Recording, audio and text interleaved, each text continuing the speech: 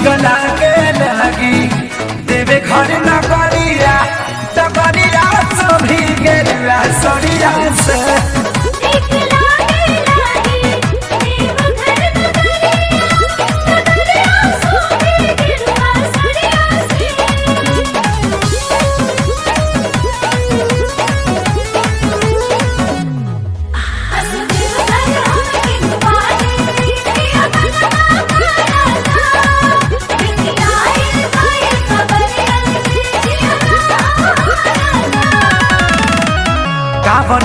चकौआ ना भुलाए बिये राजा जी हे जी बांधे खाती घंटी ले ले आई बिये राजा जी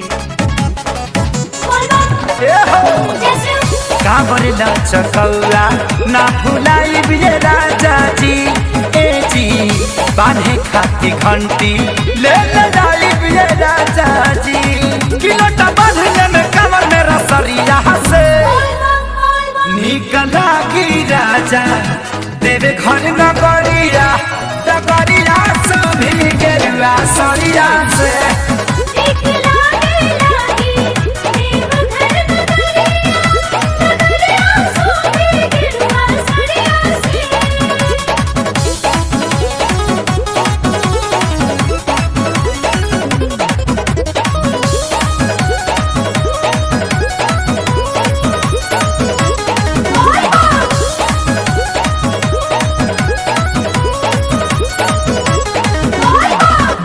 सैया रुपेश जन दिल तूरी जी हे जी रास्ता में जाएब हम बना के दूरी जी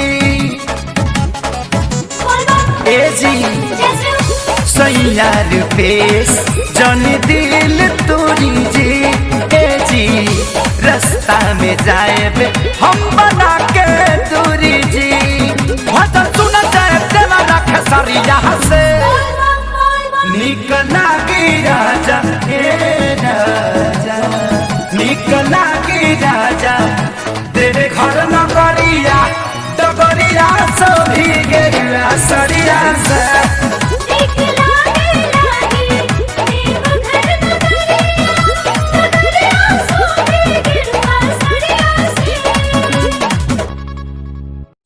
तो हेलो फ्रेंड्स, कैसे हो आप लोग। आशा करता हूँ कि आप लोग बहुत ही अच्छे होंगे। तो आप लोगों को मैं बता देता हूँ यहाँ पे कौन सा मैं video daily by daily upload करता रहता हूँ।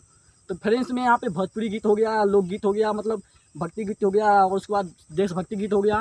तो यहाँ पर मैं डेली बाय डेली वीडियो जो है अपलोड करता रहता हूँ। फ्रेंड्स यह मेरा वीडियो आप लोग को कैसा लगा, अगर वीडियो अच्छा लगा हो तो प्लीज़ वीडियो को लाइक कर दीजिए। अगर अभी तो मेरे चैनल को सब्सक्राइब नहीं की तो प्लीज़ सब्सक्राइब कर लीजिए और साथ में जो मेरे घंटे आज का उसको जो है आल पर क्लिक कर दीजिए ताकि जब भी कोई भी नई वीडियो अपलोड करूँ उसका नोटिफिकेशन आपके पास तुरंत पहुँचे। तो फ्रेंड्स आप लोग सपोर्ट कीजिए। मिलता है किसी और वीडियो में, तब तक के लिए जय हिंद, लव यू, प्रणाम। आप लोग अपना ख्याल रखिए।